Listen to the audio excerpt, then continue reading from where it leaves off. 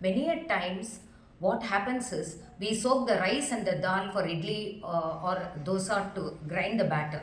But it happens that unfortunately we are not able to grind it, and hence we postpone it for the next day. Today, I am going to tell you what to do if we are unable to grind it on the same day after the number of hours. Here I'll give you two tips. Listen to both of them carefully. Tip number one, take the rice and the dal separately, which you have soaked, wash it nicely, and then make sure that you transfer it immediately into the fridge, and then keep it there till the next day when you're going to start grinding it.